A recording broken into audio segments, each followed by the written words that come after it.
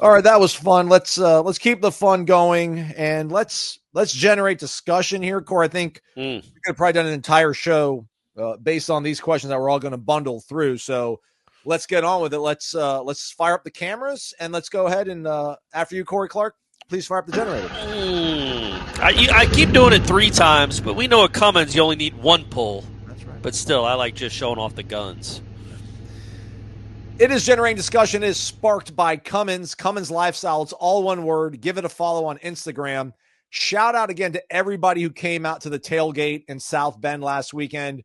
Huge turnout of Noles. Hope you enjoyed yourselves. The folks at Cummins were overwhelmed by the turnout, the joy, the festive spirit of the Florida State fans before the Notre Dame game.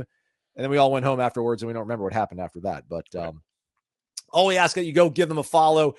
Look at all the cool things. If you weren't at the tailgate, you can see all the awesome things you can do with your RV, your outdoor lifestyle when you use the Own and line of products, which includes the portable generator, the portable power stations. The best question every single week gets into a drawing every month for a Cummins gift bag, T-shirts, power banks, cool things they give you. And then the end of season drawing that we're going to do probably at some point in early December, Corey, since we're not going to have any other football games to discuss, sadly. But the winner of that, the grand prize of the portable generator or a portable power station, your pick. It was hard to pick one, Corey. We had so many people asking us, but we had our guy Georgia Knowles, our guy Ronier. For the next offensive, defensive coordinator, would you prefer characteristics to be top 5 recruiter in the country or top 25 in the country and not so strong at recruiting? Second part of our question from our guy Mark down in Naples was, do you think Mike needs to bring in a coordinator who has run good offenses in the Power 2 or the NFL level? Our guy Bushnell, am I off for wanting a coordinator offensively that is a quarterback guru instead of a receivers or on O-line, a sort of specialty? And then our guy Owl Knoll kind of eloquently wrapped all of them up. So Owl Knoll is going to get thrown into the drawing here, Corbett says, after reviewing the OC Hot Board 1.0, it appears the majority of names are coaches with highly productive offenses, but little or no experience recruiting the Southeast. Would you feel comfortable hiring a highly productive coordinator despite the lack of recruiting ties in the state of Florida? Yes, but I understand it would give a lot of people pause, and I understand why. You need to make some inroads to get some of the best players in this state to come to Florida State. That has not happened with great regularity, even when you were rolling as a program. So I can understand why you'd want to bring in someone that's deemed a great Southeastern recruiter.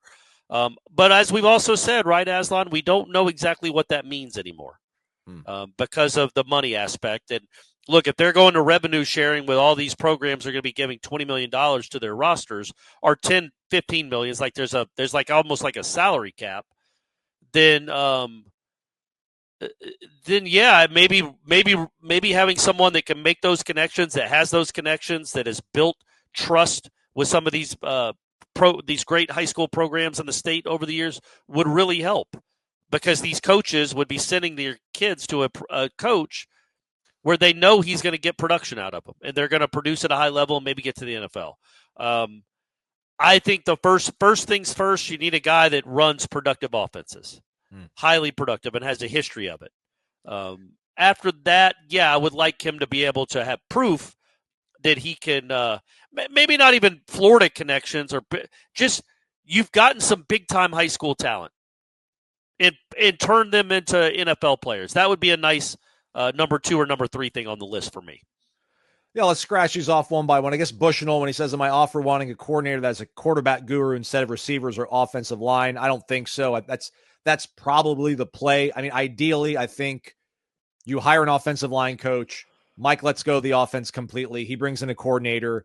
And, most high-level offensive coordinators with productive offenses, they're highly involved in the quarterback, development, recruitment. So that's what you want. I can't even think, like, who is Kyle Flood, but it's Sark's offense at Texas. I mean, Kyle Flood's the OC in name and he's the offensive line coach, but it's Sark's offense. I can't think of any high productive offensive coordinator who's also an offensive line coach. So you're not off on wanting that. What do you think about Mark in Naples about obviously we want a highly productive coordinator with a track record. How much does the track record need to be powered to NFL to make you feel comfortable, Corey, that Mike will hand everything over and it will be a productive offense at Florida State?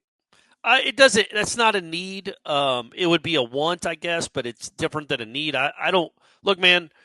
You just got to give somebody in here that can get you to 30 points a game, because this has been absurd all season, as I've said multiple times. There's not going to be one coordinator that checks all the right boxes, that checks every single box. So I think what you need to figure out is what is the biggest box to check, and then go from there. And I think by far the biggest box to check is the one we're looking at here. I want a guy that is not just a one-year wonder that had one good offense. I want a guy that is at least proven over multiple seasons with different players that he can produce high-level offenses. And again, man, even that's not a guarantee, because the flipping head coach at Florida State was one of those guys. He had good offenses there at Arizona State. He had great offenses at Memphis. He had a good offense here, a great offense in 22, a good offense in 23. And then 2024, he produced the worst offense that's imaginable. So there's no guarantee, but I want somebody that has proven they can game plan and scheme against equal talent and put up big points and big yards. I would like it to be, yes, you want to go get Charlie Weiss Jr. from Ole Miss or somebody like that. But yes, you'd like it to be from somebody with a big boy football background, NFL, SEC, whatever. But by and large, I just want a guy that can put up points. That's the biggest box. After that, you start trying to tick off other boxes that aren't quite as important as that one, in my opinion. 53 teams at the FBS level right now are averaging 30 or more points out of 133. So Corey's not selling. Not asking for the world, am I? I'm not asking for the world, am I, Aslan? But you're not also, you're asking for more than average coming off an abysmal season. Well, that's barely more than average. That's barely. How many are averaging less than 14 a game? Like it kind of goes back to the, just get it better next year, and then we'll see what happens in 26. But you went from 13-1, 13-0 to whatever this is. Why can't you then springboard back up? Like, why does it have to be a gradual climb? Like, success is not a linear thing. Yeah, it doesn't have to be. No, it doesn't have to be. I mean, you got to go get a better offense, and that's a lot of different things. You got to go get a better offensive coordinator. That's a lot of different things, a lot of different boxes to check.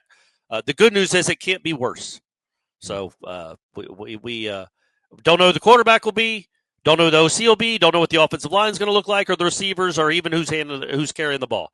All those are up in the air, but you got to get a guy you believe in that has proven that he knows exactly what he's looking at these positions. That would be wonderful. Exactly what he wants. Like he wants two Ja'Kai Douglas types. Then he wants a guy out wide that can make plays down the field. He wants a bruising running back. Like whatever his vision is, that he's proven he can execute that vision. More than for 2 months in 2024, but has a longer track record than that. Weird question on the way out, Corey. This answers Ronye's thing about, do you want a top 25 guy who's a awesome recruiter or a so-so coordinator who's whatever. I ruined it, but you know what Ronye said, everybody. I should go ahead and read it off the screen. Would you prefer top 5 recruiter in the country or top 25 coordinator, but not so strong at recruiting? I don't know how many coordinators are considered elite recruiters. It feels like you're either a position coach and you're a really good recruiter, or you're a head coach. Like people want to go play for Lincoln Riley because he's going to probably get you to the league as a quarterback. Maybe not a good example because they're struggling right now. But like looking at all these high scoring offenses, Corey, Miami's number one. I don't think Shannon Dawson is looked at as being some elite recruiter. The Shanahan guy at Indiana, I don't think is looked at being a great recruiter. I don't know if Charlie Weiss really is. You're going there to play for Lane Kiffin, right? Like that's the thing. So I don't think the coordinator solves your recruiting problems. You're going to have to get that solved with really good position coaches because they're going to establish those relationships. But either the OC needs to be highly thought of as being a guy that puts guys in the league or puts points on the board, or you somehow have to be able to tie that back to Mike being that guy, because it feels like when it comes to recruiting, your mascot's your head coach or your position coach, not necessarily your coordinator. No, I mean, throughout history, the best recruiter has been success. Like if you have a successful program or a successful offense, people want to play in that offense. And if you can get guys to the league, people want to play in that offense. And so, yeah, and again, I don't even know as we head into 2025 what a top 5 recruiter even means. And I'm not trying to pass the buck. I'm just literally, I don't know what that means because of the payment structures that are in the sport now. I just think the best recruiter is an offense that scores a bunch of points. And the worst recruiter, as we've seen, as you keep losing recruits, you lost your quarterback recruit today, although you're probably going to get another guy, or lost Carter on Smith, Thursday. Maybe Carter Smith, let's go. Sea-Dog, come home. Is that success, scoring points, getting in the end zone, winning games. Those are your best recruiters, man. Those are your best recruiters, and you can win without it. I guess I should say that. Would anybody say that Mike Norvell is one of the top 10 recruiters in the country? I don't know. Corey, they won a bunch of games last year and scored a bunch of points and didn't recruit well off of that either. But no, but what I'm saying is he wasn't recruiting well before that, and they were 13-0. So how much does being a top 5 recruiter matter? You get a collection of guys that can run your offense, hopefully a different offense, but you can run your offense. You have a chance to succeed and succeed wildly. Again, it comes to a lot. There's a lot of different factors other than how you are in a living room or if you got a good DM game when it comes to recruiting these days. I want a guy, again, by going back to the big overall box. The biggest box to check is your offense good? And can you teach it well? And can you get the right players for your offense and get them to execute? All that is what matters to me more than get that figured out and then start, figuring out the rest.